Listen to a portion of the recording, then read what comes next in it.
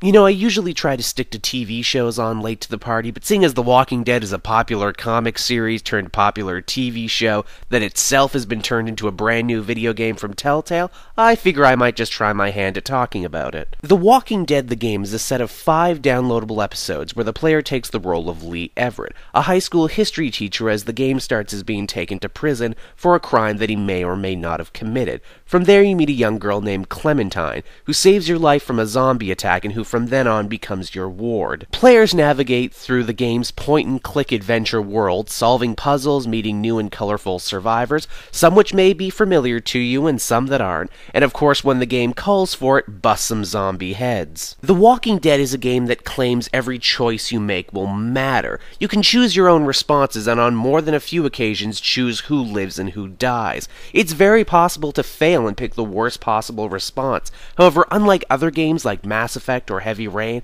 where I was constantly reloading to make the proper choice, The Walking Dead is so damn compelling, it actually made me want to live with my choices, good or bad.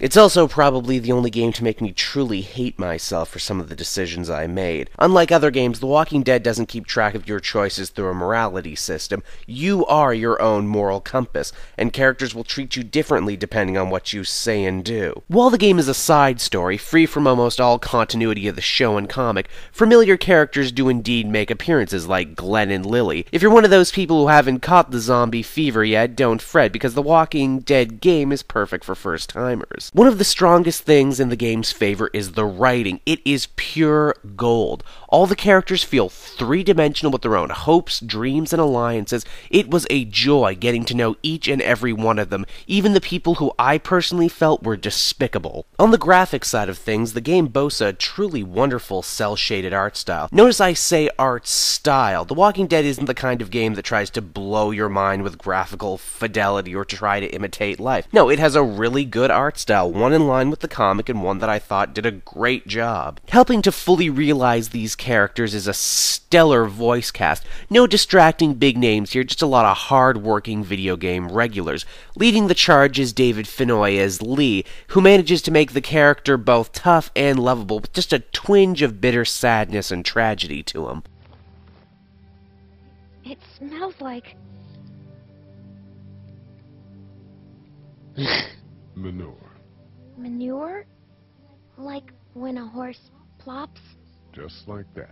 But by far, the best performance comes from Melissa Hutchinson as Clementine, quite possibly the best child character in a video game ever.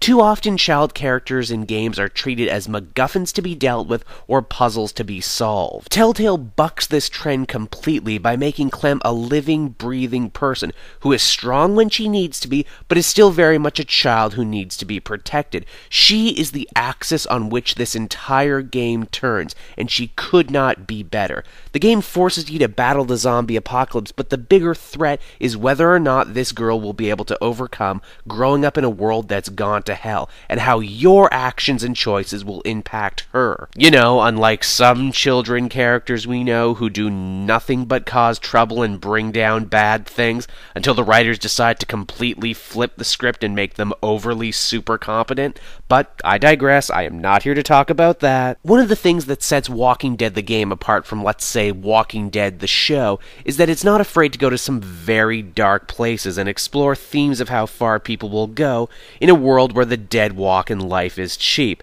That's not to say the game is nothing but doom and gloom. Comedy, levity, and warmth, they're also all present, and thank God for it. It really is the simple things, like a smile or a haircut, that can lift your spirits and melt your heart all at once. Word is you were on your way to Macon. My family's from there. Well, Macon's on the way, and personally, I'd appreciate the company of a guy who can knock a couple of heads together if he has to. I'll see what the girl would like. Ah, gotta consult the missus. I understand. Telltale's The Walking Dead is simply a revelation, a game that breaks almost all the rules and comes out on top. It's a point-and-click adventure game in an era where people have said that genre is all but dead. It's a game that's sold on an installment basis in a time when people said that that could never work. It's a game based on a TV show that's actually good, and it stars a strong black man, while every other game out there seems content with giving us the same generic white hero over and over again. The game has already been showered with awards and accolades. Most surprisingly of all, the Spike VGAs gave it the award for Game of the Year. Let me remind you, Spike TV is that network that plays Mansers, and the VGAs are that show that seems almost tailor-made for the angry 12-year-old Xbox Live crowd. So you can understand why this game taking top honor speaks volumes about its quality. The game is available for download now on pretty much every platform. You simply owe it to yourself to try this game.